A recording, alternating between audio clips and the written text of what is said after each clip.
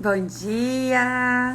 Estamos ao vivo para o nosso 23º encontro de estudo do livro Por que o Amor é Importante, da Suge Ha, onde a gente estuda inúmeras linhas diferentes, né, de olhar para o cérebro da criança. Então ela traz muito conteúdo, tanto da psicanálise, quanto da neurociência, quanto da psicologia, quanto da pediatria. E tô bem feliz da gente estar aqui de novo, ver vocês entrando. Quero dizer para vocês que lá no meu YouTube também estão os encontros anteriores. Faltam alguns ainda que eu não consegui subir, mas logo eu já subo. Se quiserem assistir por lá, se cadastrem lá no YouTube também, Alcione Andrade Oficial. O Bússola de Paz também estamos fazendo por lá, então também fica fácil de assistir por lá. Lembrando que toda quinta agora a gente tem o Bússola de Paz, tá? Temas que a gente traz aí para ajudar a dar um norte, né, para os nossos desafios diários. Então a Bússola de Paz é bem prático, tá? Bem prático mesmo, questões práticas. A primeira a gente conversou sobre a interferência dos avós, a influência dos avós na educação dos nossos filhos.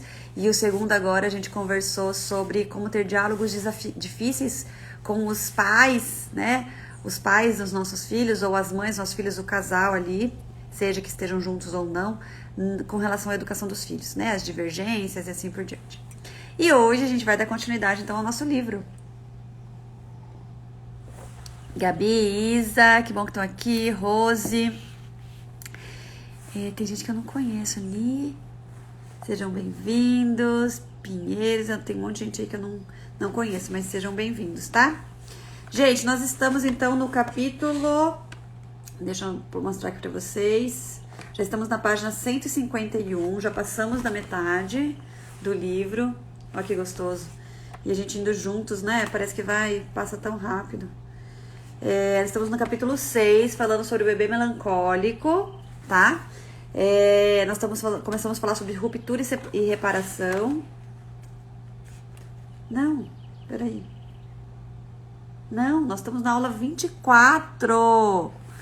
É muito trabalho, teus pais deveriam fazer um curso básico com as suas maravilhosas que você faz total diferença na vida das famílias. Ai, obrigada. Obrigada. Todo mundo devia fazer curso. Concordo plenamente, plenamente. Porque a gente faz curso para coisas tão menos importantes na vida, né? Imagina criar um indivíduo, né, um ser humano. Eu concordo plenamente. Eu acho que estudar para ser pai e mãe é um privilégio da nossa geração. É um privilégio porque nós somos a primeira geração que tem acesso livre a essas informações, né? E a gente tem muito conteúdo maravilhoso. Então eu acho que devia ser obrigatório mesmo, assim, né? Moralmente falando, que nós nos capacitássemos para isso. E é isso. Gente, tá falando errado, não é aula 23, é aula 24. É aula 24 já. Olha só, eu tinha marcado errado. E nós estamos na página 160. O cérebro e o TEPT, que é o transtorno... Deixa eu ver se eu só não li isso também. Das experiências pós-traumáticas. Eu acho que a gente parou aqui mesmo. Eu anotei aula 24. E vamos lá. A Gabi falou no curso necessário para a vida. Ô, Gabi, que bom que você tá bem. Oi, Elisa. Oi, Kiki. Sejam bem-vindas. Regina. Então vamos lá, página 160, o cérebro e o TEPT do livro Por que o Amor é Importante, da Suge Ha. Como o afeto molda o cérebro do bebê. Vários estudos mostram que a resposta da amígdala, uma das áreas mais primitivas do cérebro, condicionada por experiências anteriores de medo, é primordial para o TEPT, transtorno de experiências pós-traumáticas, tá? Os pacientes com TEPT têm amígdalas em um estado hiperativo. Uma amígdala em sobreaviso mantém a pessoa em um estado de vigilância, experimentando a excitação do sistema nervoso simpático com respiração rápida, palpitações, sudorese fria, nervosismo e vigilância. O perigo pode estar em cada esquina. As pessoas nesse estado encontram-se organizando suas vidas inteiras ao redor do trauma, geralmente tentando evitar qualquer situação que possa desencadear pensamentos e memórias associados. Embora em alguns casos, como o de Jeffrey Bridges do filme Fearless, elas podem compulsivamente expor-se ao perigo. A maior parte dos pacientes vai tentar todos os meios à sua disposição para desligar sua excitação, evitando pessoas, tentando se entorpecer com bebidas ou drogas, muitas vezes tentando não sentir nada, já que não sentir nada é melhor do que sentir-se mal.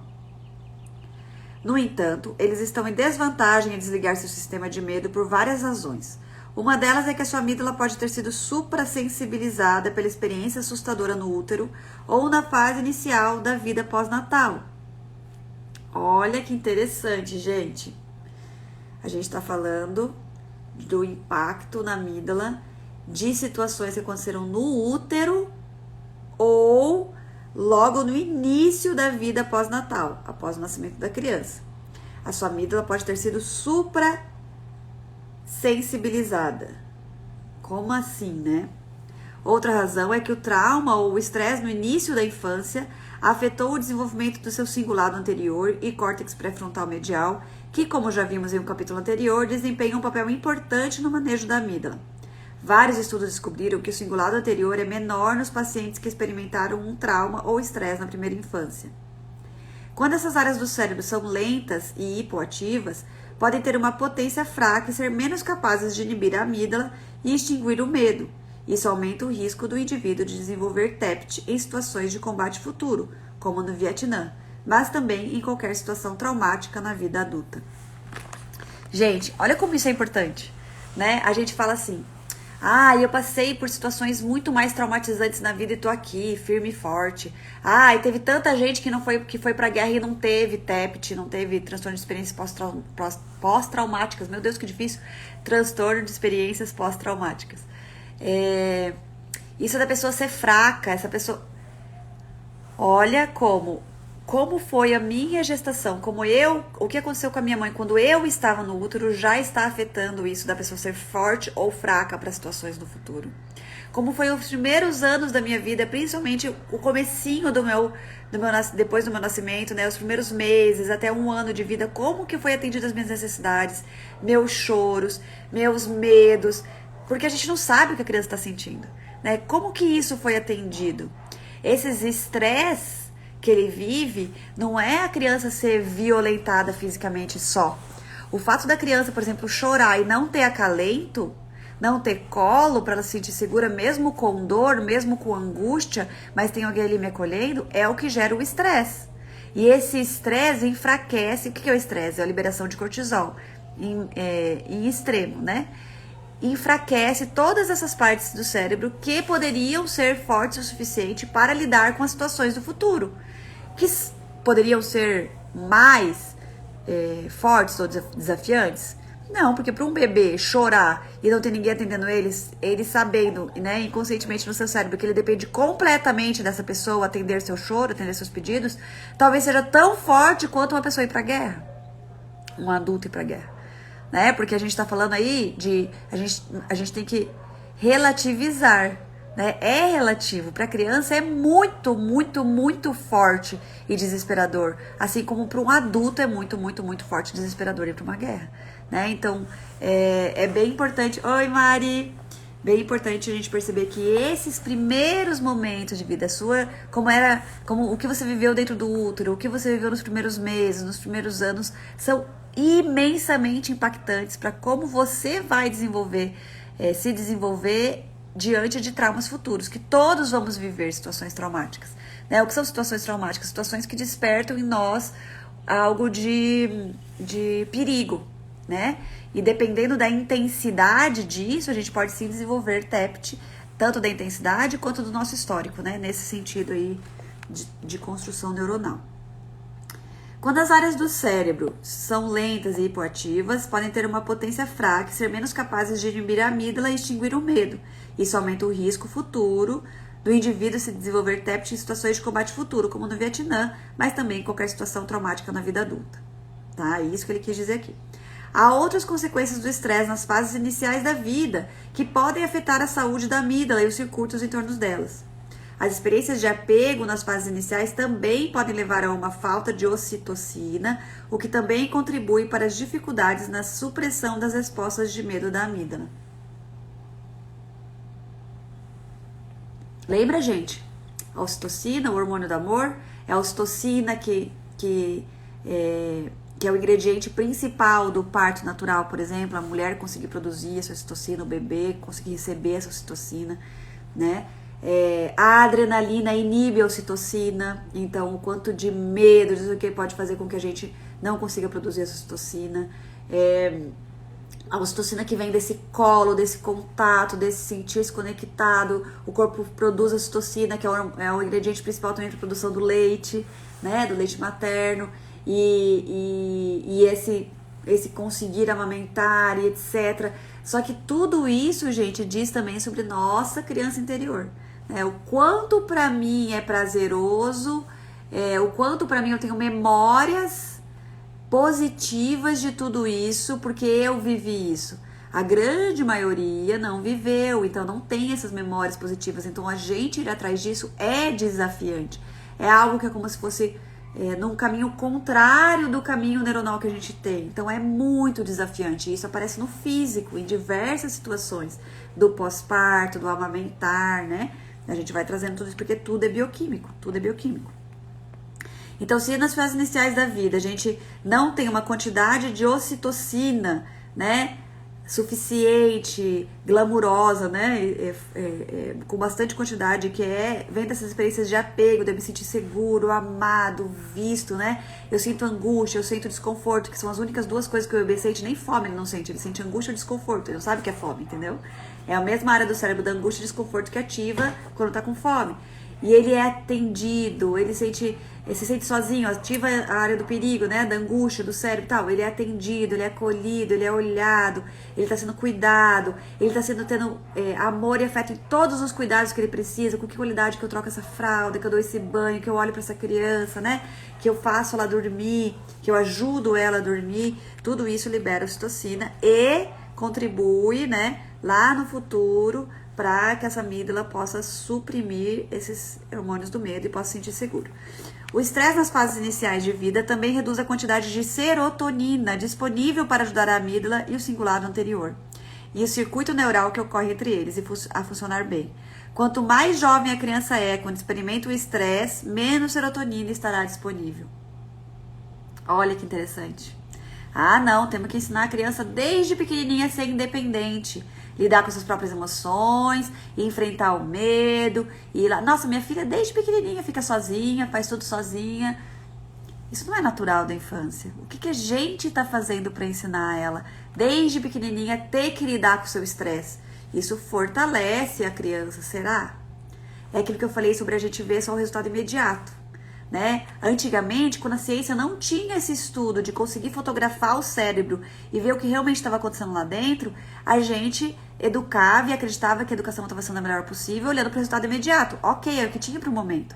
Então, se eu ensinei minha criança desde pequenininha a dormir sozinha, a dormir na casa de qualquer um, lidar com as suas próprias emoções, etc., é porque eu fiz um bom trabalho.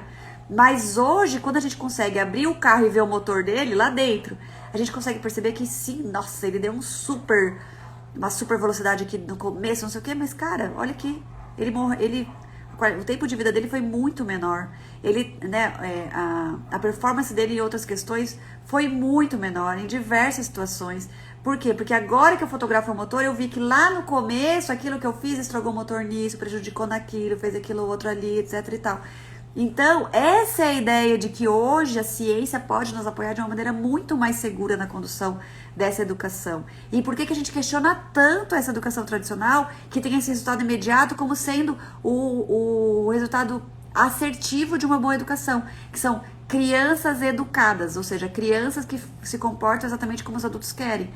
Quando hoje a neurociência consegue nos mostrar que o cérebro dela não está pronta para isso. Então, se ela faz isso, ela está trazendo muito prejuízo para outras áreas que podem estar para o desenvolvimento do cérebro, na verdade, né? Que precisa poder sentir-se seguro com esses adultos dando essa segurança para que ela possa desenvolver outras áreas do cérebro, para que ela não precise ficar lidando com esse excesso de cortisol, porque isso é prejudicial, para que ela possa demonstrar todas as suas emoções, inseguranças, medos, raivas e etc, né? Para que ela possa mostrar todas as suas dificuldades de lidar com tudo isso, para que essas áreas do cérebro possam ser construídas de forma assertiva em como lidar com isso, e essa construção se dá em toda a infância, para lá na frente, né, a gente poder ser um adulto educado, um adulto com essas habilidades desenvolvidas de forma muito segura, muito concreta, muito estruturada, neuronalmente falando, bioquimicamente falando, emocionalmente falando, psicologicamente falando e assim por diante. Muitas pessoas que sofrem de TEPT crônico, embora não todas, parecem estar particularmente associado a haver sofrido maus tratos na primeira infância. Também tem baixos níveis de cortisol basal. O cortisol pode desempenhar um papel importante na recuperação dos flashbacks e de estados de alta excitação, já que é ele que desliga a resposta ao estresse de emergência. O baixo cortisol também possibilita que a resposta inflamatória se exacerbe sem controle, trazendo-nos de volta ao peculiar conjunto de estresse nas fases iniciais da vida que levam a um baixo cortisol, que por sua vez leva a doença autoimune. Olha que interessante, gente. Doenças autoimunes. O baixo cortisol também possibilita que a resposta inflamatória se exacerbe sem controle, trazendo-nos de volta ao peculiar conjunto de estresse das fases iniciais da vida que levam ao baixo cortisol, que por sua vez leva à doença autoimune, que é esse excesso de resposta inflamatória. Pesquisas recentes sugerem que os indivíduos com TEPT têm mudanças epigenéticas nos genes relacionados com a resposta inflamatória e imunológica. Uma especialista que trabalhou durante muito tempo nessa área de pesquisa é a Raquel Yehuda, em Nova York. Ela sugere que o cortisol mais baixo encontrado em pacientes de TEPT pode refletir um feedback negativo reforçado pelo cortisol. Os seus receptores de glucocorticoides se tornam mais sensíveis e necessitam de menos cortisol para reagir ao estresse. Uma citação de 99 e 2001. Quando as pessoas cujos sistemas têm tentado defensivamente manter o cortisol em um nível baixo são atingidas por um novo trauma, elas reagem mais fortemente do que os outros com uma poderosa onda de produção de cortisol. O trabalho recente de Yehuda com nova-iorquinas que estavam grávidas no momento do ataque de 11 de setembro mostrou que as mulheres que desenvolveram TEPT como resultado desse evento tinham baixo cortisol. As mães que não desenvolveram TEPT não tinham baixo cortisol. Mas as consequências foram sentidas até mesmo na próxima geração. Quando nasceram, os bebês das mães com TEPT também tinham baixo cortisol, mostrando mais uma vez como o eixo hipotálamo, hipófise e suprarrenal, o HHS, do sistema de estresse de uma criança pode ser programado até mesmo no útero. Olha que importante essa informação, gente. O que a mãe passa quando está grávida, afeta totalmente o desenvolvimento neuronal da criança. Meu Deus, nós estamos tendo cada vez mais bebês. Como é que eles têm falado? Bebês que dão trabalho demais, eu esqueci agora o nome, eles têm um termo para isso. Bebês que choram demais e dão trabalho demais. Cada vez mais a gente está tendo esses bebês. Como é que pode? Os bebês já estão nascendo estressados, já estão nascendo não sei o quê. Gente, a nossa geração, a geração das mães de hoje, quase todas trabalham até a hora do parto. E não quer dizer que isso é totalmente negativo. Isso quer dizer que, como é o nosso trabalho? O que é trabalhar para nós? Né? Tá falando aqui que tá acabando a bateria. Espera só um pouquinho.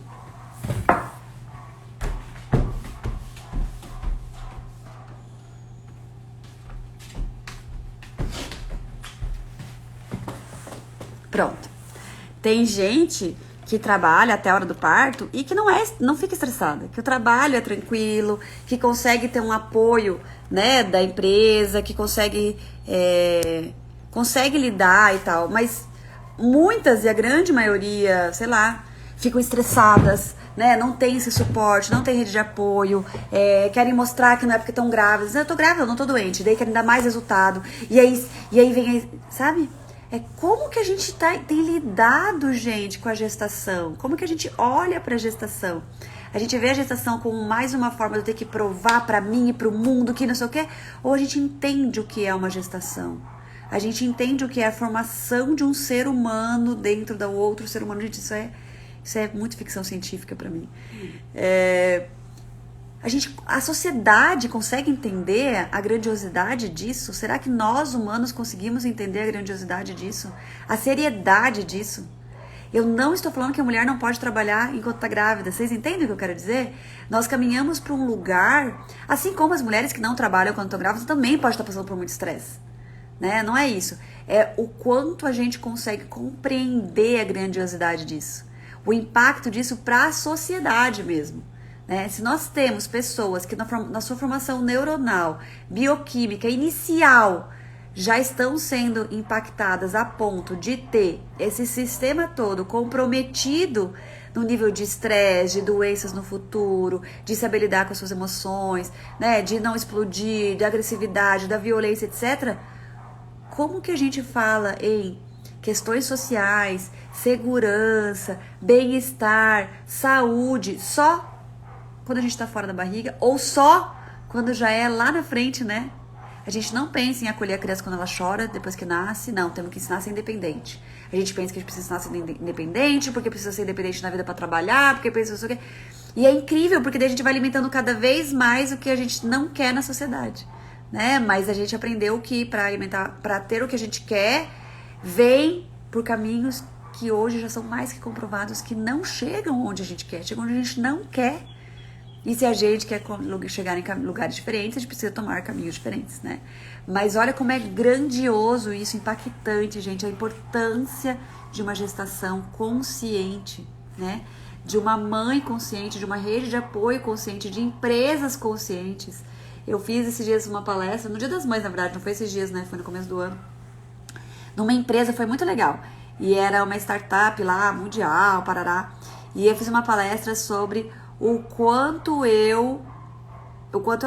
a maternidade é algo que deve ser responsabilidade da empresa toda para as mães, né? É algo que toda a empresa tem responsabilidade sobre aquele bebezinho, né? Então, sobre a gestação dessa mãe, sobre essa licença maternidade, sobre esse retorno dessa mãe, que essa empresa está preocupada com a sociedade, então ela tem que, a primeira preocupação dela tem que ser com as mulheres que estão ali dentro e com a gestação dessas mulheres. Começa na gestação, depois na licença maternidade, no puerpério, nesse pós-parto, na licença maternidade, inclusive antes dessa gestação, né? As mulheres que estão lá provavelmente querem engravidar. Como é que a gente prepara tudo isso?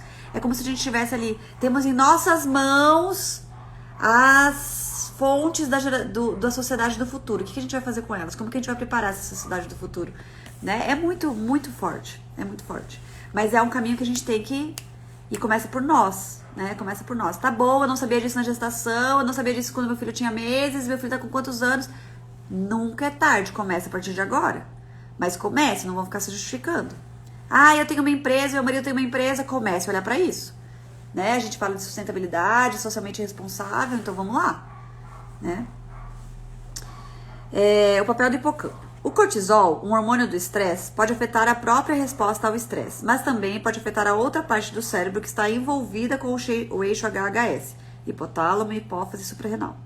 Trata-se do hipocampo, que por meio de sua influência sobre o hipotálamo... Nossa, Isa deve estar aí ainda, eu ainda não desenhei o cérebro, né? Eu fiz uma apresentação aquele dia que eu fui fazer a palestra, lembra que eu falei que ia fazer o desenho? Mas no fim, eu fiz uma apresentação, mas no fim eu... de verdade, assim, não ia ser didático o suficiente para as pessoas gostarem e entenderem, então resumi, fiz de uma forma bem abrangente, que é o mais importante, né? A gente que está se aprofundando que quer ver esses detalhezinhos. Mas eu ainda vou, você vai ver, tá na minha meta. Trata-se do hipocampo, que por meio de sua influência sobre o hipotálamo, o primeiro H do HHS, também pode ajudar a atenuar a resposta ao estresse. Infelizmente, quando uma criança está sob estresse crônico, o cortisol que inunda o cérebro é tóxico às células do hipocampo e pode, por fim, encolhê-lo durante um longo período de estresse. Como desempenha um papel fundamental na organização de nossas memórias, um hipocampo debilitado também pode afetar a capacidade de integrar memórias em nossa história pessoal e de colocar as coisas em perspectiva, como o senso comum faria. Opa! Nossa, não lembro nada da minha infância. Quantos aqui falam isso? Gente, eu escuto isso de tanta gente. Ah, me contam que eu era assim, me falam que não sei o quê. Quando eu pergunto, né, como que era a sua, como que foi a sua infância, como que foi a sua educação? Olha, eu não lembro muito, na verdade não lembro nada. E, eu lembro, não sei o que. Então me conta um fato disso que você tá falando. Não lembro de fato. Então você não lembra. Na verdade, é discurso que você lembra. Ou são vídeos que você assistiu. Né? Então, muito interessante. Olha só. Como desempenha um papel fundamental na organização de nossas memórias, o hipocampo. Um hipocampo debilitado também pode afetar a capacidade de integrar memórias em nossa história pessoal e de colocar as coisas em perspectiva, como o senso comum faria. O cortisol também é pernicioso para o hipocampo, porque tem efeitos contínuos sobre a possibilidade de recuperação. Normalmente, o hipocampo tem grande poder de regeneração, mas uma quantidade demasiada de cortisol pode reduzir os níveis de serotonina e fator neurotrófico derivado do cérebro, o que, por sua vez, pode afetar o crescimento de novos neurônios no hipocampo e sua normalmente notável capacidade de se recuperar ao longo da vida. Tem citação de 2011, 93 e 2001. Então, mesmo o fato de termos, né, um hipocampo que se recupera, que nosso cérebro é plástico, etc e tal, até isso a gente pode acabar prejudicando com esse excesso de cortisol. Assim, mas o que é um estresse exagerado, contínuo, parará? Pro adulto é meio bobo, né? A gente fala, gente, vai ficar chorando por causa disso. Gente, pra criança, ela não tem o mesmo problema que a gente. Os problemas dela, por mínimo que pareça, são os maiores da vida dela. Quando a gente fala, quando a criança está tendo uma explosão emocional, está brigando com o irmão, excesso de estresse, não está sendo visto, está chamando a sua atenção, está se jogando no chão. Vocês já ouviram falar da... Não é ignoroterapia. Tem uma pediatra super famosa, ela dá entrevistas pra Globo, naqueles programas da manhã, assim, e ela fala, eu esqueci o nome do nome que ela usa, mas se você procurar, você acha. Ela fala sobre a... Vocês lembram, pessoal que tá aqui? Não é ignoroterapia, mas ela fala sobre você ignorar a criança que tá tendo um mau comportamento. Que ela diz que se a gente dá atenção, a gente reforça aquele comportamento.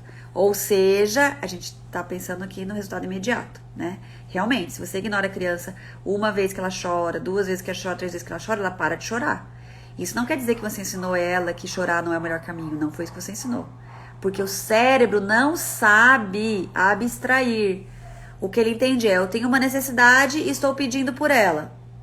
E aí, a gente libera aquele cortisol, porque essa necessidade tá ali, o medo, a necessidade de sentir-se amado, de sentir-se visto, o que for, e ele só tem aquele repertório. Ele não tem repertório de como pedir isso.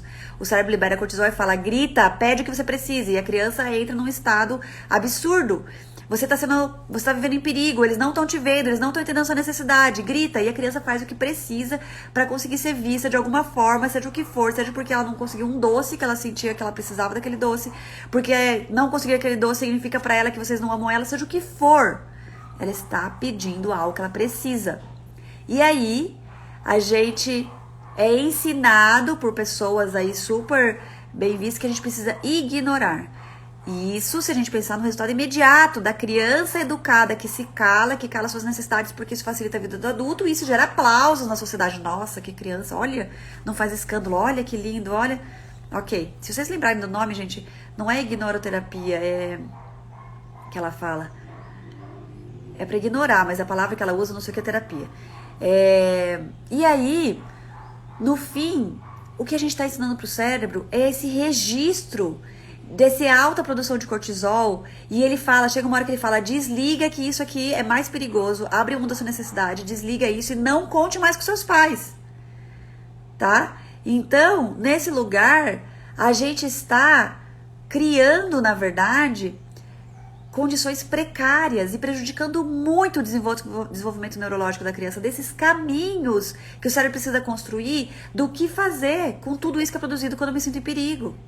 Então, quando a gente acolhe essa criança, a Karina colocou aqui, né?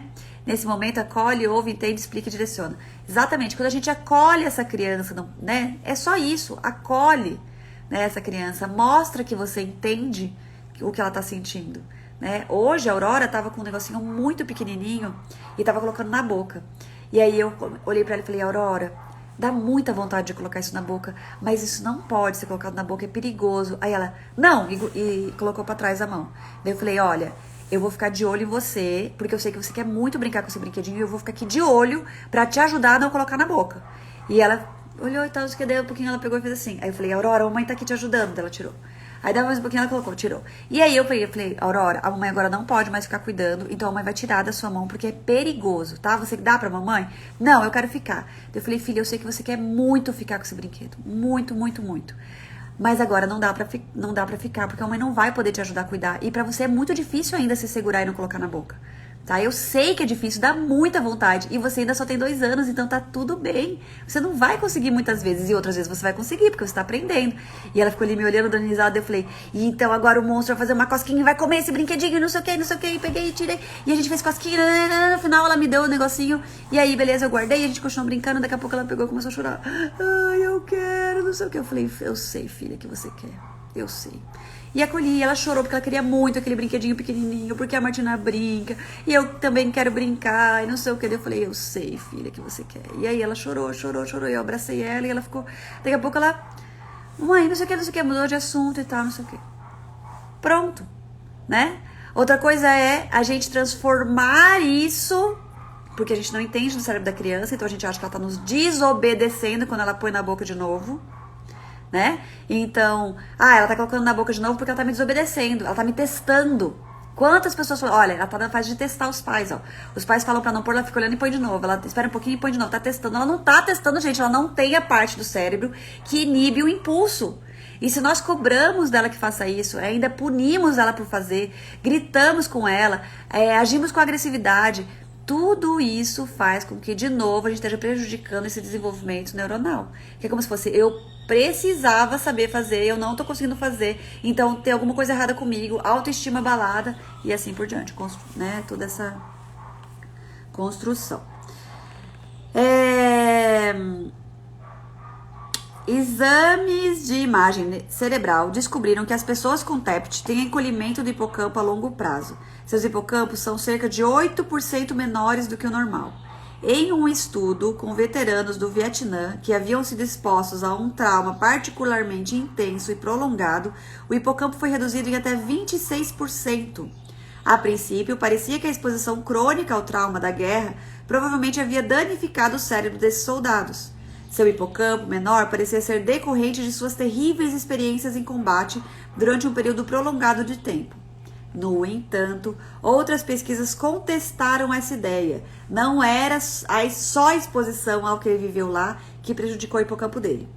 Há algumas evidências de que os hipocampos menores desses homens podem efetivamente ter precedido a sua estada no Vietnã. Gilbertson, e tem uma citação de 2002, Gilbertson e colaboradores da Universidade de Harvard estudaram gêmeos, um dos quais havia sido exposto ao trauma de combate, enquanto o outro ficou em casa. Seguindo a linha de pensamento estabelecida, eles descobriram que o gêmeo que havia sido exposto ao trauma e que havia desenvolvido TEPT tinha um hipocampo menor do que outros veteranos que não desenvolveram TEPT. Isso se ajusta à tese de que o estresse por si só tinha encolhido o hipocampo. Quanto menor o hipocampo, mais grave era o estresse pós-traumático. Mas, em seguida, eles descobriram que o gêmeo que ficou em casa também tinha o mesmo hipocampo pequeno, o que implica que o hipocampo pequeno antecedeu o estresse da guerra. Começou-se a pensar se era o hipocampo pequeno propriamente dita que havia feito o gêmeo combatente sucumbir ao TEPT. Começou-se a pensar que era o hipocampo pequeno propriamente dito que havia feito o gêmeo combatente sucumbir ao TEPT. É possível que, sem um hipocampo totalmente desenvolvido, os gêmeos estressados tivessem achado mais difícil processar o trauma do que os outros com o hipocampo relativamente normal. Outras pesquisas confirmaram que isso pode ser decorrente de suas primeiras experiências de vida. Exames de imagem mostraram que crianças que são cronicamente abusadas física ou sexualmente podem crescer tendo o mesmo volume do hipocampo reduzido em seus cérebros. Abusadas fisicamente ou sexualmente. O que é abusada fisicamente para vocês, gente? Bater numa criança é abuso físico? Palmada educativa é abuso físico? Quando a gente usa essa palavra violentadas, abusadas fisicamente, a gente acha uma coisa tão longe, né? Se a gente pensar que todo mundo que bate no outro, está abusando fisicamente do outro, que pega a pessoa com força e leva para um lugar. Se fosse um marido e uma mulher, ele não teria abusos físicos sobre essa mulher? Ou ela sobre ele? Bater, puxar cabelo, pentear o cabelo com força. O cabelo tá embaraçado, de uma mulher, de uma adulta. E aí alguém vem pra desembaraçar e desembaraça com raiva. E desembaraça e ainda fala, é porque você não passou condicionador. Não é um abuso físico? Abrir a boca de um adulto com força pra escovar o dente, não é um abuso físico? Tirar com força do carro porque o adulto tá demorando. A esposa tá demorando pra sair do carro, vem o marido e tira ela com força do carro. Não é abuso físico? Interessante a gente pensar nisso, né?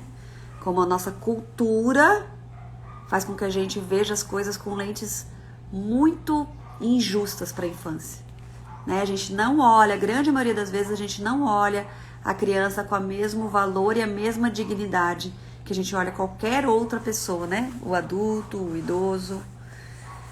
Verdade, sim, muito. É isso, gente. Quando a gente fala de abusos físicos, a gente está falando sim do que normalmente é normalizado no trato da criança, tá? A gente não está falando só de espancamento, a gente não está falando só de situações extremas onde a criança vai parar no hospital, a gente está falando de dia a dia, né? Exatamente, Karine. Existem diversas formas de abuso e violência. Ambas geram traumas e deturpam a identidade da criança. Inclusive a violência psicológica, né? Mas aqui ele tá falando dos estudos que falam do abuso físico e do abuso sexual. Vamos lá. Adultos que sofrem de depressão maior também têm hipocampos menores, talvez como resultado de suas experiências iniciais. 2011, 2012, 2000. Gente, como ela fala que talvez, provavelmente, por quê, gente? Porque a gente sabe que nunca é uma coisa só, tá? O que ela tá trazendo aqui com todas as fontes, pesquisas, linhas diferentes, a gente tá falando sobre como o afeto molda o cérebro da criança e a falta dele e o oposto dele prejudica. Mas em todos os momentos que ela fala sobre essa construção neuronal, ela fala da genética, do ambiente, né, que interfere na epigenética e assim por diante, tá? Então a gente sempre fala assim, provavelmente isso tem a ver, lógico, cada um, eu também tive isso, mas eu consegui não sei o que, ok, até porque o nosso cérebro é plástico, nós enquanto adultos também podemos fazer escolhas que curem, né, de cura de coisas que a gente viveu. O hipocampo pode ter um período sensível quando é mais afetado por maus tratos ou pela falta de cuidados maternos, paternos, afetuosos, ou pela falta de cuidados maternos e paternos afetuosos.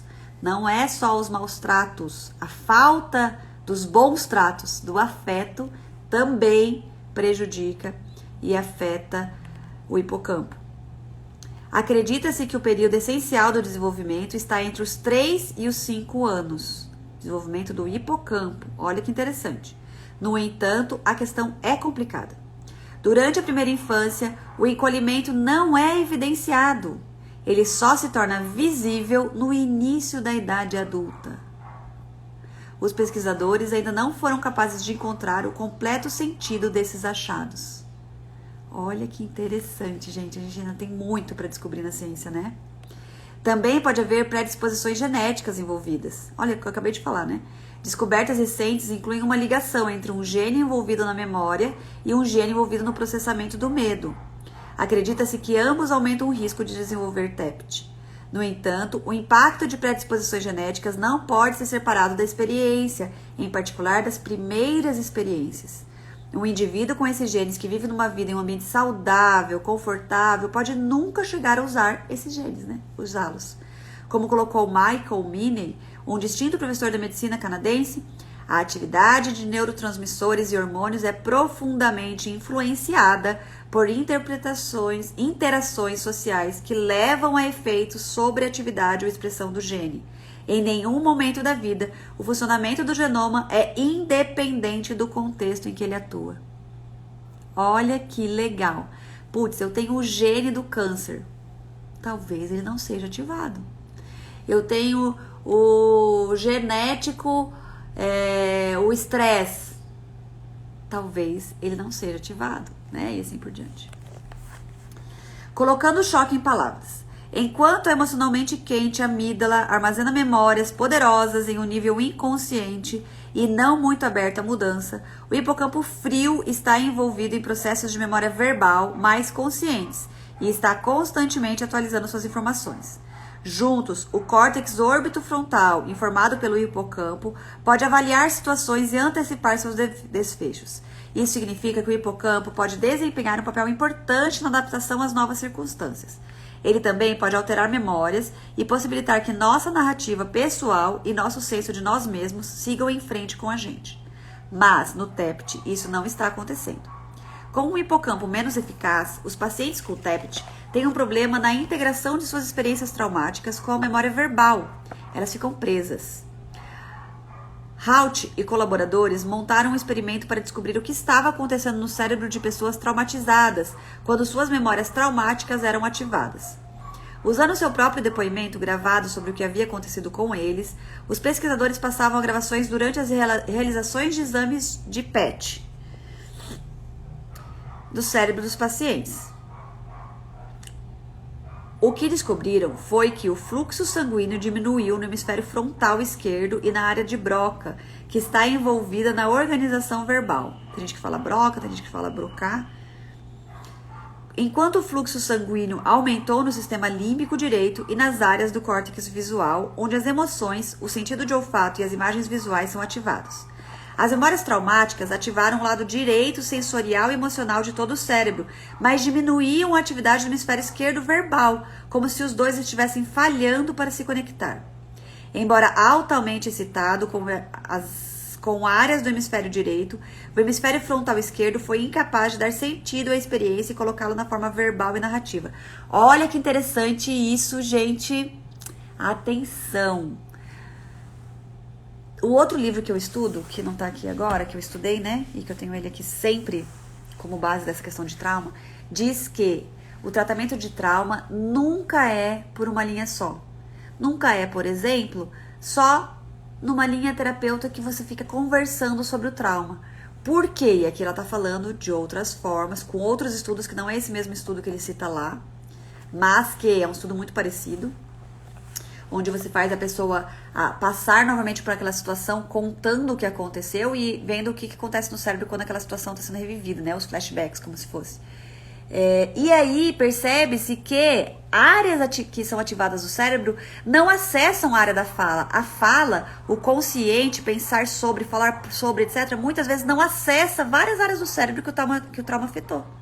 E que então, muitas vezes, você pode ficar anos em terapia falada, anos, e não curar a sua infância, por exemplo. E não conseguir curar um trauma, porque não é só essa linha de tratamento. Não é só uma linha que acessa todos os lugares que o trauma trouxe novos registros neuronais, né? Inclusive nas células do corpo, né? Então vamos lá, mas sem as atividades de verbalização do cérebro frontal esquerdo na área de Broca e do hipocampo, é difícil processar e avaliar normalmente os sentimentos. Essas atividades do hemisfério esquerdo normalmente colocariam experiências em um contexto e uma sequência no tempo. Mas, sem a sua plena participação, os sentimentos nunca passam para o passado e não podem ser deixados para trás. Eles continuam voltando ao presente como se estivesse acontecendo tudo de novo agora. Esse é o estado de recapitulação, que consiste em reviver memórias fragmentadas que não foram adequadamente processadas pelo hipocampo e por outros sistemas. A recuperação pode depender de falar sobre isso, em ativar as partes apropriadas do lado esquerdo do cérebro para colocar a experiência traumática em contexto. Encontrou-se que colocar o estresse em palavras é um meio eficaz de lidar com ele, em muitas circunstâncias. Isso, claramente, não é uma opção para uma criança pequena. Como já delineado nos capítulos anteriores, o lado esquerdo do cérebro e o hipocampo não se tornam totalmente funcionantes até o 2º ou 3º ano de vida. Portanto, é improvável que o estresse na primeira infância e no período pré-escolar seja processado de modo eficaz nessas áreas do cérebro. Olha que interessante, gente. A experiência estressante é mais suscetível de ser armazenada na amígdala e nas áreas subcorticóis do cérebro. No entanto, sem um córtex pré-frontal totalmente desenvolvido nesse momento, a criança tem pouca chance de substituir o sistema subcortical pelo córtex orbitofrontal. Ela não será capaz de ajustar o seu self ou state, que é a sua criança interior, como o programa de TV Os Simpsons uma vez colocou. Van der Kolk, que é o livro que eu tô lendo, do Corpo Guarda as Marcas, e Mark Farlane, de 1996. Em vez disso, ele pode ficar preso em uma constante avaliação de ameaça, com a amígdala em um estado de esgotamento e uma resposta de estresse distorcida.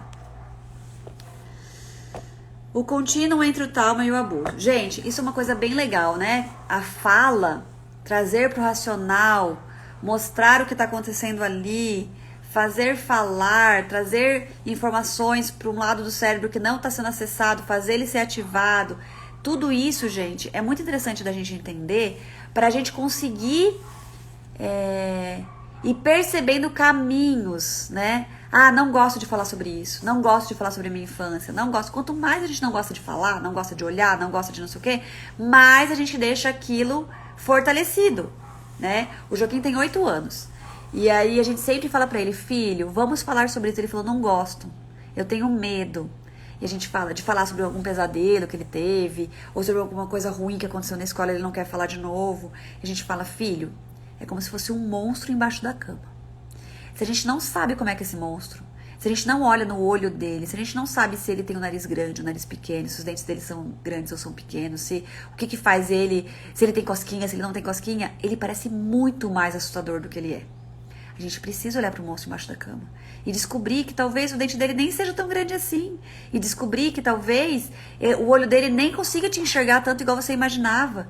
Então, e aí ele tem cada vez mais se permitido a falar sobre. E é muito importante que a gente deixe as crianças falarem sobre aquilo que incomoda elas, né? Para que elas possam ir trazendo mais informações racionais que de certa forma equilibrem com as emocionais, e o emocional não fique tão mais forte, né, do que a memória emocional, a memória que tá lá gravada em outra parte do cérebro, possa ser equilibrada no sentido de, opa, mas tem outras coisas aqui gravadas, com informações que mostram que isso aqui não é tão assim. E aí a gente consegue ir equilibrando as áreas do cérebro com informações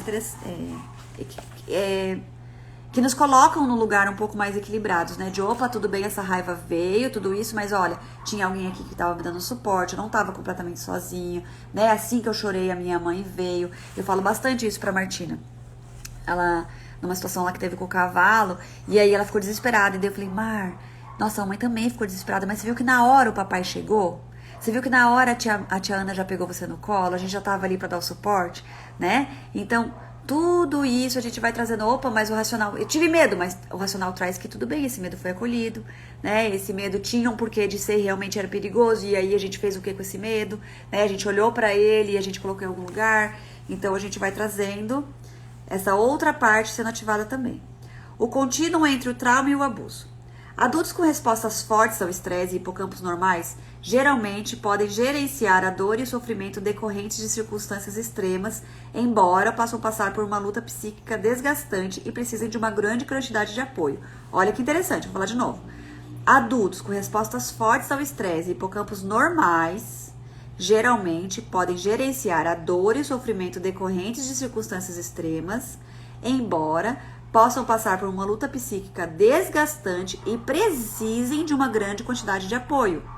Somos seres interdependentes. Nós precisamos de apoio. Já as crianças, cujos cérebros e sistemas corporais ainda estão em processo de desenvolvimento, são muito mais vulneráveis. Elas têm menos recursos e, ao mesmo tempo, estão muito mais perto da possibilidade de morte. Elas não conseguem sobreviver sozinhas e são altamente dependentes dos adultos para prover suas necessidades básicas de alimentação, abrigo, calor e conforto. Sem a boa vontade dos adultos, elas poderiam efetivamente morrer.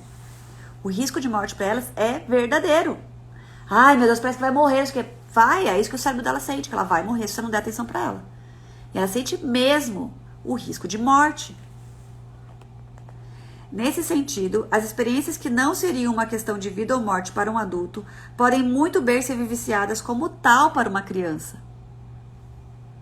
Se a mãe ou o cuidador estiver longe da vista, existe a possibilidade de a criança ser atacada ou ferida. Igualmente, se a mãe não estiver disposta a proteger a criança, esta é exposta ao perigo. O trauma, como um modo de confrontação com a mortalidade, tem, portanto, uma probabilidade muito maior de ocorrer na infância do que na idade adulta, especialmente em sociedades confortáveis, onde os adultos raramente morrem de fome, lutam guerras ou morrem em epidemias. Mas o trauma da infância também pode resultar de uma gama de circunstâncias muito mais amplas e de aparência muito mais inócua.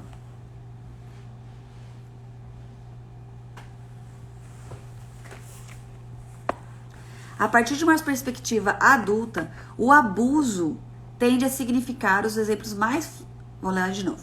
A partir de uma perspectiva adulta, o abuso tende a significar os exemplos mais flagrantes e visíveis de maus tratos, como bater e machucar crianças ou violentá-las sexualmente. Acredito que para alguns adultos é muito mais fácil não ficar chateado por ouvir a expressão "você é um baita inútil". Ser deixada sem supervisão e sozinhas também é muito traumático para as dependentes crianças. Gente, olha que interessante isso que ela está falando. Peraí que as pessoas estão escrevendo aqui. Todo trauma revivido, falado, confrontado e deixado, perdoado se for o caso, leva a pessoa para um outro nível de maturidade neuronal e equilíbrio emocional. Isso aí.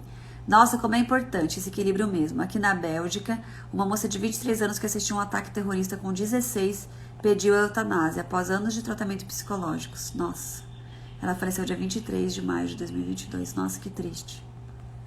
Muito triste mesmo. Vamos lá, ela tá falando agora, gente, ó, presta atenção nisso, tá?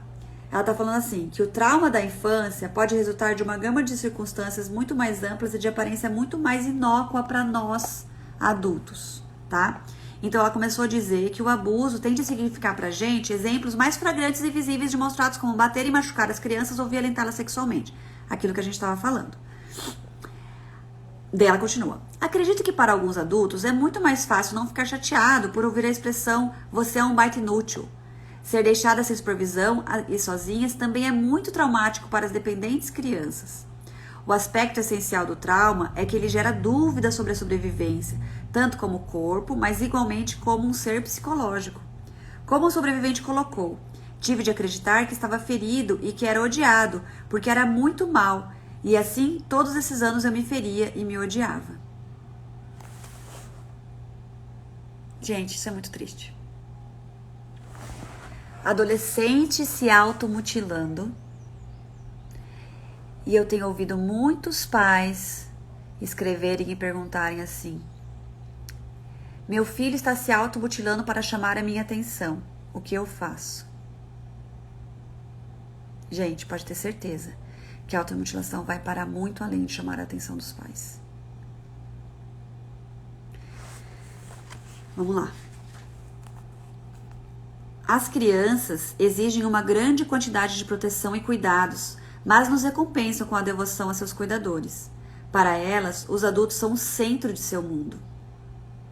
Nas famílias ocidentais, em que há poucas alternativas para a mãe como a fonte de proteção e carinho, e poucas oportunidades de formar ligações amorosas com outros adultos da comunidade em geral, essa dependência pode ser extrema. Então, grande parte das crianças depende de um cuidador central e de seu estado de espírito para criar um mundo seguro ou temeroso para seu filho. O mundo emocional que os pais criam para seus filhos é experimentado com uma intensidade que tende a desaparecer conforme a dependência diminui.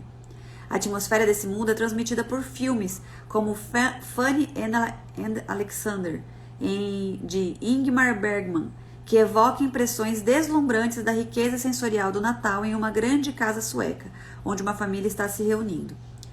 Vemos a estranheza dos complexos relacionamentos adultos do ponto de vista dos olhos de uma criança. A infância parece passar em câmera lenta em um mundo onde cada movimento que os adultos fazem é amplificado na mente da criança. Os adultos agigantam-se enquanto as crianças estão bem responsivas aos humores dos adultos e muitas vezes estão sensíveis a cada desfeita e a cada insinuação de elogio. Embora as crianças possam se unir contra os adultos com grande alegria, a maior parte das crianças dependentes de seus pequenos núcleos familiares sentirá mais dolorosamente o impacto da rejeição ou da negligência de seus cuidadores. Agora, é reconhecido com certeza que os abusos mais extremos de vários tipos ocorridos na infância podem levar a uma variedade de doenças graves mais tarde, como depressão maior, transtorno de personalidade, borderline ou sintomas de transtorno de estresse pós-traumático.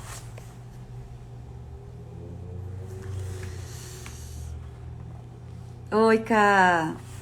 Ah, imagina. Obrigada a vocês por estarem aqui, né, dando atenção pra gente continuar esse estudo. Pesquisas tendem a se concentrar nas condições que foram bem definidas e que têm o maior impacto no funcionamento psicológico mais tarde. Mas, na minha opinião, há um contínuo entre as formas mais leves de negligência e o abuso emocional e suas formas mais intensas ou prolongadas. Elas são essencialmente a mesma coisa, um problema na regulação emocional do relacionamento pai e filho.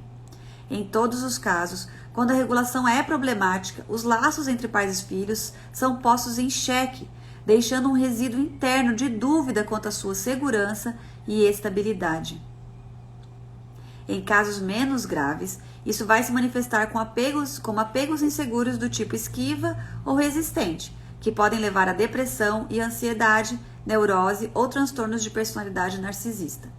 Em relacionamentos pai e filho mais disfuncionais, a ansiedade pode mesclar-se com o medo absoluto. Esses tipos de relacionamentos foram identificados há relativamente pouco tempo como um tipo de apego desorganizado, em que não havia nenhum mecanismo de defesa consistente. Citado de 1990. Gente, forte, né? Muito forte. Eu acho que no próximo encontro, com certeza, a gente termina o capítulo 7 e vai pro capítulo 8, que é o de tormento. A gente tá lendo, eu tinha errado, né? A gente tá lendo o capítulo 7, o dano ativo, né? As ligações entre o trauma na primeira infância e o trauma na vida adulta. Que uma coisa predispõe a outra ou fortalece a outra, né? Impacta totalmente a forma como que a gente lida com situações traumáticas, que não necessariamente precisam virar traumas profundos, né? E a gente pode lidar com isso cada vez mais. E aí, galera, vamos encerrando, que já são 10h30. No próximo encontro, então, é o encontro 25. E nós vamos falar sobre a criança perturbada e terminar o nosso capítulo 7, começar o capítulo 8. Interessante, né? Ela dizer aqui que, na opinião dela, por mais que existam níveis diferentes de violência, qualquer tipo de violência, seja até a negligência, é altamente impactante para essa construção neurológica no início da vida, né? Porque a criança que vive uma insegurança constrói no seu cérebro de que não é possível ter segurança. Então ela vai construir caminhos de insegurança para o resto da vida, mesmo que ela tenha se mostrado muito forte para viver essa insegurança, né? Eu não tenho segurança com os meus pais, então eu preciso ser muito segura de mim para enfrentar isso. Mas no seu cérebro o que está registrado é a insegurança. E aí esse parecer segura, parecer independente, parecer forte, parecer não sei o que, esconde um caminho neurológico muito enfraquecido, né? Que foi construído na base da insegurança. Então, quando a gente fala que, nossa, essas crianças, olha, super independentes, super fortes, não era idade para elas serem assim ainda, né? A gente precisa deixá-las viverem essa dependência, viverem esse senso de insegurança natural da infância, mas que tem adultos ali dando segurança para elas, né? Deixar a criança sem supervisão e depois ainda culpar pelos erros dela, gente, pelo amor de Deus, ela vai errar, ela vai seguir o impulso dela de fazer algo, mesmo que ela saiba que é errada, porque ainda não tem a parte que inibe a parte de inibição de impulso não tá pronta. E aí a gente pune porque ela sabia que era errado e fez, mas ela não estava com o cérebro pronto para inibir, então tinha que ter um supervisor lá, tinha que ter um adulto supervisionando para ajudá-la a segurar aquela vontade, né? Filho, eu sei, dá muita vontade mesmo, mas você sabe que não pode. A mãe tá aqui, vamos fazer outra coisa, eu te ajudo, né? Agora, se eu não tô lá pra impedir, ele vai fazer e, putz, ainda por cima vai ter que se sentir culpado por ter feito, vai ter que se sentir mal, vai ter que ainda lidar com a bronca, né? Com a cobrança e assim vai. Então, crianças precisam de supervisão constante. Meu Deus, Alce, toda hora. Toda hora. Ai, muitos números de acidente que contam. Meu Deus, criança só folga em quantidade assim de água. Cadê o adulto que não tava lá? Né? Nossa, vamos ensinar o nosso bebezinho a nadar e se vira na água desde os 3 meses de vida. Ok, mas você vai deixar uma criança sozinha com 3 meses de vida? Com 6 meses de vida? Lógico que coisas podem acontecer, mas, gente, um adulto tem que estar com essa criança. Ele tem que ser a segurança dessa criança. Ah, vou ensinar a minha criança a não aceitar coisas de estranho. Ok, mas você não pode deixar em nenhum lugar que o estranho chegue nela sem você ver? Não pode. Ai, mas vai que acontece alguma coisa. Ok, uma situação completamente inusitada, não sei o que pode acontecer? Pode, mas achar que a gente precisa ensinar as crianças... Não sei se vocês viram um vídeo absurdo que uma professora se vestia de... tampava os olhos, tampava não sei o que, e ficava oferecendo coisas para as crianças, e se elas de uma capa preta, e se elas aceitassem, ela tirava a criança da sala, e aí todo mundo começava a chorar, e a criança... Aí, a partir do momento que ela tirou a primeira criança, nenhuma criança mais aceitou aquilo de estranho, e começou a chorar cada vez que o estranho chegava perto. Ótimos, ensinamos as crianças a não aceitar coisas de estranho. Pelo amor de Deus, o que a gente está ensinando para as crianças fazendo isso? Os adultos responsáveis que fiquem perto dessa criança para que os estranhos não cheguem. E não ensine a criança a ser responsável por não aceitar algo ali delicioso que o cérebro dela quer, etc. Porque ela tá sozinha, não devia aceitar. Ela não devia estar sozinha. Essa é a questão. Ai, mas eu tava ali no parquinho com ela, eu nem vi que o estranho chegou. Por que você não viu? Se você tava no parquinho com ela, você tinha que estar olhando ela. Você tava olhando o celular, por um acaso? Né? É quanto nós não estamos com os nossos filhos. É quanto nós estamos, mas não estamos. Né? A criança precisa de supervisão constante. Constante, porque são crianças. Porque não tem o cérebro pronto para lidar com os impulsos, com os seus desejos, com as suas vontades. E é por isso que toda criança depende de um adulto. E não é ensiná-la, e a gente só consegue ensiná-la pelo medo, pela recompensa, por coisas que trazem, né, coisas muito mais intensas para o seu cérebro do que o natural dele. E esse não é o caminho que a gente quer. A gente quer que ele naturalmente se desenvolva. Então, crianças precisam de supervisão constante. Ai, Elcio, mas ela tá ali no quarto dela brincando, sem problema nenhum. Ok, sem problema nenhum, não tem perigo, você deixa ela ali brincando, você vem aqui, você vai ali, você volta, olha. Ai, mas mesmo assim ela fez uma bagunça. Claro, crianças fazem bagunça. Aí a gente vai brigar porque a criança fez bagunça? Se você não quisesse, você tava lá cuidando pra ela não fazer bagunça. Essa é a questão, tá? Então, é isso. Se eu continuar aqui, eu vou ficar falando 1000 coisas. Esse vídeo muito triste. Nossa, assustador. É do Japão, né, Elisa? Em algum lugar, eu acho que é do Japão. Muito triste. Nossa, assustador. Assim, eu assisti aquilo, eu fiquei com vontade de chorar, de ver os pais, a professora colocando pavor na criança como forma de ensiná-la a não aceitar nada dos estranhos, de pessoas estranhas. É triste demais, assim, né? Não fale com ninguém que venha no portão falar com você. Mas por que a criança tá na frente de casa, na frente do portão, sem um adulto olhando? Sabe, gente, assim, algumas coisas que a gente precisa entender. Mas, gente, eu fico sozinha com meu filho, não tem como eu ficar olhando ele o tempo todo, não sei o que, tranca a porta pra ele não ir pra fora. Né? Coloque coisas entretidas ali pra ele ficar junto com você, chame ele pra te ajudar a limpar a casa, chame ele pra te ajudar a fazer comida. Exige uma paciência, exige uma presença, exige um centramento desse adulto, exige. E aí a gente vai olhar pra nós. Por que eu não consigo? É sempre, a nossa dificuldade, gente, com as crianças, sinto informar, é sempre sobre nós. Não são as crianças que demandam demais, somos nós que não temos pra dar. Por que eu não tenho pra dar? Por que eu não consigo dar essa presença? Por que eu não consigo dar esse acolhimento? Por que eu não consigo dar esse afeto? Por que eu não consigo dar esse amor? Por que eu não consigo dar essa atenção? Por que eu não consigo dar esse tempo para ele? É sobre mim, não é um problema da criança, é uma questão minha. Eu preciso olhar para isso, eu posso tratar isso, eu posso tirar das costas da criança a responsabilidade de não me demandar demais. Bebês que demandam demais, é o termo que eles usam. Nossa, esse é um daqueles bebês que demandam demais. Pelo amor de Deus, gente, né? Vamos entender que, assim, é responsabilidade dos adultos. E eu não tô dizendo que é culpa, mais sobrecarga pra mãe, mais não sei o quê. Não é sair do papel de vítima e ir pro papel de protagonismo. Como eu olho pra isso, como eu agradeço essa criança e digo obrigada por me mostrar o tanto que eu não via. Que eu posso me melhorar, me centrar, cuidar de mim. Desculpa eu não conseguir dar isso pra você. Não é sua culpa pedir pra mamãe. Não é sua culpa ficar me chamando, não é sua culpa ficar chorando e pedindo colo, não é sua culpa ficar me querendo. Obrigada por me mostrar o quanto pra mim ainda é difícil me dedicar ao outro, o quanto pra mim ainda é difícil cuidar de mim, O quanto para mim ainda é difícil olhar para o meu mundo interno, o quanto eu ainda quero só ficar olhando para o externo, né? Para o trabalho, para casa, para as entregas, para as redes sociais, para o Instagram, para os elogios, para os... Quanto que eu ainda é isso que meu cérebro quer. Dá um tempinho, ai, o que eu quero, ai, vou fazer isso, ai, vou postar, ai, vou arrumar a cozinha, ai, vou fazer o que. Meu corpo tá gritando por autocuidado, né? Minha criança tá gritando por atenção, por presença, por respiração, por equilibrar meu ritmo, por diminuir a liberação de cortisol, porque diminuir essa amígdala tão imperativa desde pequenininha foi super estimulada. A estar o tempo todo cuidando que alguma coisa pode acontecer, que eu vou levar bronca, que se eu errar aqui, que eu não posso ser criança, eu não posso ficar livre no quintal, fazendo o que eu quiser, porque tem alguém me supervisionando. Não, eu tô sozinha aqui, se eu errar eu ainda vou levar bronca.